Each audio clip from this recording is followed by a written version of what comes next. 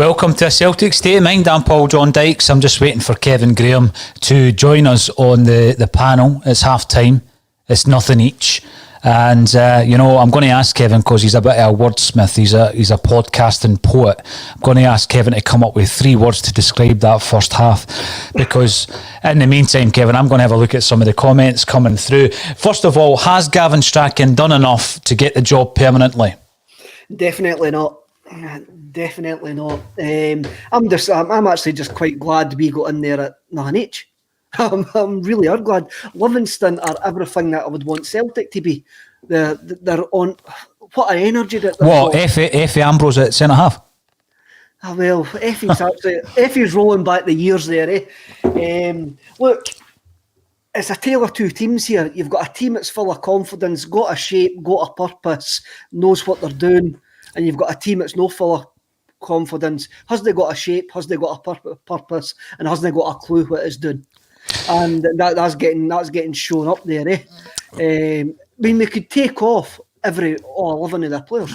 We could take off when you're sitting at half. Usually ask me, what are you going to do at half time? And I'm like, well, you could take off all 11 of them.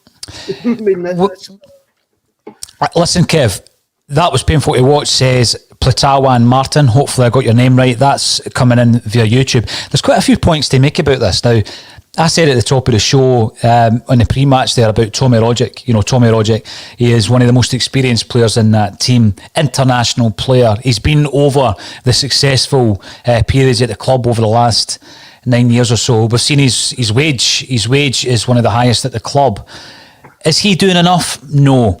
I look back at Shane Duffy, and this isn't just an opportunity to give him a kick-in. He's had plenty of kick-ins all season.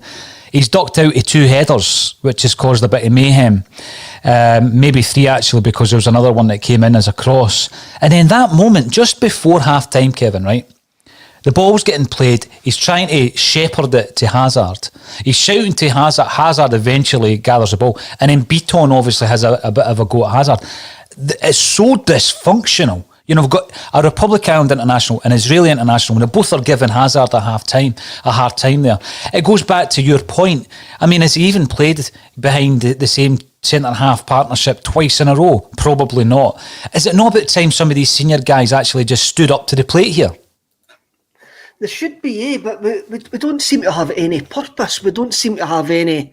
I don't like saying the players are not, I don't like saying that the players are not trying, because obviously try, but they've got no purpose. There's no shape, there's no game plan. Any time that we get the ball, we lose it. Livingston are in our faces. Livingston are like a wee gang of pickpockets in London. They're wee street urchins. They just come back, get the ball back for us. They know what they're doing. They've got a game plan.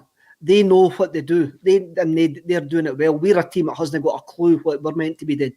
What is the game plan, Kev? There's a question. What is Celtic's game plan when you watch that there? I mean, there was a moment where a nice bit of interplay between Frimpong. It released him down the right. It had 2 opportunities, Kev. 2 opportunities to get the ball into the box. Back post was waiting Tommy Rogic. He takes a shot. Fair play, by the way. And it's saved. But the second one, I mean, I'm not even sure what he was trying to do. And there's Rogic at the back post. We are bereft of confidence. There's no momentum to that team. You've got a guy in Shane Duffy who can't pass a ball. Yes, he can head a ball. Sometimes he should kick it and he heads it. Other times he ducks out of headers. There seems to be no synergy at the back whatsoever between the 2 centre-halves and the goalkeeper. Welsh is sitting on the bench, having played fairly well against Hibs, having played fairly well actually in the first 2 games that he played this season. I just, I'm looking at it, trying to pull the positives, and there are very, very little. I wouldn't say all 11 players have failed to turn up, Kev. I thought there was a lot of energy shown by Callum McGregor. I think he was involved in quite a few offensive moves. I think Sorrow's done what Sorrow does. It's turned into more of a scrappy game for Sorrow, though, because of the way that Livingston are playing and maybe treating Sorrow, and that's fine. He needs to deal with that in the Scottish game. I think Turnbull has shown flashes, but we haven't utilised them enough. Mikey Johnston hasn't done much at all today or against Hibs, and he's one of the guys, although young, he's got 50 odd games under his belt as a first team player. And like Salt, what is he, the second highest paid player at the club? and he has regressed quite concerningly. He's a guy with a lot of experience at international level, and he plays in Serie A, Kevin, and I'm just not seeing it anymore. I don't know what he's bringing to the club at all now. That's a concern. I didn't have time to discuss it yesterday because Laura and Jim brought up some, various other really, really good points, and we ran with them, which is fine. But we've got 3 loanees who are pulling 60 grand plus a week from Celtic. How many of the 3, Duffy, Laxalt and El Yunusi, are actually making a difference to this team? 60 grand a week. None of them are making a difference. If we could get away with it, I would send all of them back. Right now, I would put all of them back. The season's over. It's time to rebuild now.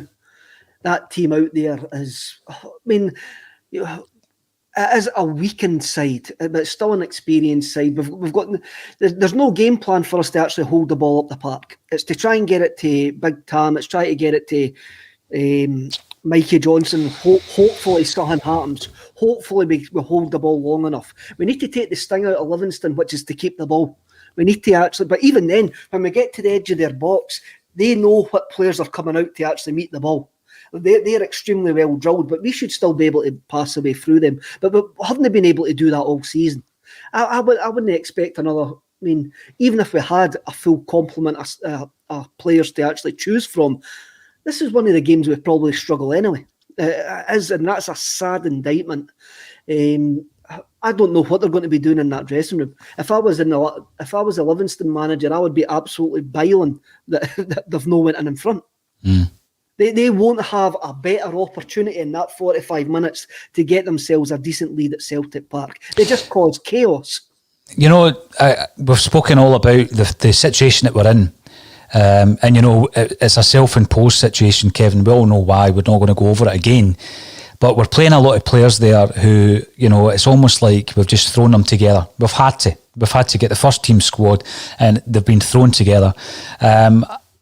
I watch these games so we can discuss them properly and take notes of incidents and chances, etc. It took me 15 minutes to write down anything at all positive about Celtic. It was a long-range effort by McGregor. And we've been talking all week about often we have no ideas when it comes to the final third, so we try a hit. McGregor, Turnbull, Christie. Christie's criticised for it because he tries them from all over the park. And obviously the success rate isn't that high if you want to start getting into the figures of it. But these are the things that we're seeing week in, week out. We've got no other idea, so we try a long-term strike, a long-distance strike rather. Frimpong gets into positions and can't play the ball. The one I pointed out where he had 2 bites at the cherry, that was his second of the game, Kev. After a 1-2, just 4 or 5 minutes before it, the same thing happened. He failed to get his man. You've got Duffy ducking out of headers, positional play poor. One of the headers resulted in the chance whereby the Livingston were shouting for a penalty because we're obviously backtracking then. Obviously, there's been a sandwich situation. It was never a penalty, but that's due to the fact that Duffy ducks out of a simple header. So it's the same things time and time again that we're highlighting. We're sitting at nothing at the moment with absolutely no cutting edge, Kev. So unless you get the Turnbull moment that we got on Monday night from a free kick, because he's capable of that, or the McGregor shot that was seen 15 minutes into the game comes off and we get a goal from that. This has got nothing each written all over it, and the longer that goes at nothing each, the more Livingston believe they can actually nick a goal here. And when you look at the defensive frailties of Celtic all season, personified by the 44th minute when Hazard, Duffy and Beaton can't make a decision. A simple shepherding of that ball back to the goalie, and that becomes an issue and almost a drama. If we don't get a win here, it's bad enough. If Livingston win, what happens? What happens at the highest, the top office at Celtic? What happens after this with a draw on Monday night and what's not looking like a win today at half-time, because we're commenting at half-time, Kev? What happens after this? Is the action taken? The action that we've heard is going to happen? That just happens next week and we start the rebuilding job from there, because this is putrid. It's really, really poor to watch. As everybody was going, Rangers will collapse. So it looks like we're collapsing big style, and looks like we've actually chucked in the towel. there is players there. There is decent players there. I mean, what really gets me is on Tuesday, they would have known what their starting 11 was. When the players came back in on Tuesday, they would have knew, the coaching staff would have knew what their starting 11 was going to be this week. So they've had 4 days, 4 days full training in that formation. How to actually break, how to play, how to break down Livingston, how Livingston are going to play. And it looks like they've done nothing. As you say, it looks like they've all just met each other. It looks like they've all just met each other in the dressing room and went, right, who's playing right back? Who's playing left back? It's like, well, to be honest, Kev, Ralston did have that situation because they played for 18 months.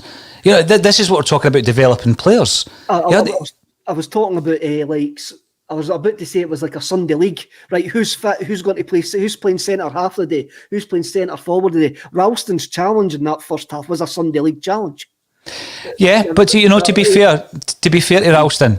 Because that was, you know, you were just expecting even the flashy red wouldn't have surprised me, you know. But to be fair to him, there was a moment down the right hand side that he did something that we've been scheming out from Frimpong all season. He done the simple thing. A 1-2 hit the byline, try to get across. He won a corner. It's just a simple thing from a player who, you know, is derided quite a bit by the Celtic support. Just while we were talking there, I flipped over to keep an eye on the game and it showed you that second opportunity for Frimpong to get the ball over. What is he thinking? I mean, Tom Rogic just drops down, head to his knees as if to say, what is going on here? I mean, it was a simple wee dink over the top. Rogic's got an open goal. We're talking about developing footballers. We've had over a year to develop Frimpong's final ball and it seemed to have been getting worse. And it has been. I mean, if a coaching staff, a manager would have a look at Frimpong and go, you're not very good at the defending part, but you can actually go forward. But we need to work on your final ball. His final ball hasn't improved since he's first broke into the team. And that's a slam. That's an indictment of the lack of coaching at Celtic Park. Well, it is, because if you add that final ball, Kevin, you take Jeremy Frimpong to a whole new level as a footballer. You take him to a completely different level as a footballer. Mm-hmm. And you know what? Even from a selfish perspective, from the club's perspective, if you coach that final ball and that game awareness, because that's just awareness there, that Rogic incident, right? You then get someone who is vastly more expensive if you ever come to selling that player, because it is taking him to completely different level. At the moment, he's a good player at Celtic. He has some really, really good attributes, but he's never ever going to get to the top level with that part of his game missing. Now, I'm bringing this up, Chris Moore, Ralston was a positive. There's a few things someone said. It was actually Anthony on the Four Tims, and hopefully he won't mind me saying this. You know, we're sitting here halfway through the season trying to save the 10 in a row. Gavin Strachan's in charge and Anthony Ralston's at right back. You know, you couldn't actually have scripted this, right? You couldn't have scripted it. So what I'm trying to do is look for... There should probably be a section of every podcast now. It will only last 3 or 4 seconds where we just talk about the positives, but I think we've done it. Ralston's the positive, and someone else would absolutely take Jack Hendry over Duffy. This is where we are. This is where we are, Kevin. And you're laughing. You're laughing. I mean, what else is there to do there? I was thinking there as I got to half time, I haven't had a drink for 8 years. I would have been in the turnstiles with the rest of the boys at half time. Drink my mineral water. I couldn't have watched any more of that rubbish if I was there, because it's absolutely dreadful. And we've got to laugh. I mean, this has been we fell off the cliff. We've drove the caravan right off the cliff here, and it's frightening to watch how far we've regressed. It is, Kev. Now the kick-off as happens, it's into the second half. We could sit here and probably talk all the way through, but do we need to go back? Well, do we need to go back? We'll just sit here. We're delaying the inevitable. We will be back at full time to talk about a second half, which I hope is an improvement on the first half, Kevin. So when we come back at full time, we will catch up on exactly what's happened on the park, and that's where that leaves us. Does it make any difference to where we were yesterday? We might even focus a wee bit more on some of these rumours flying around in relation to the changes at Celtic Park. Keep the comments coming in. We'll have far more opportunity to go through more of them at the end of the game. Kevin and I will be back with you for half an hour. The last thing for me to say is thank you once again, Kevin Graham, for joining me on A Celtic State of Mind.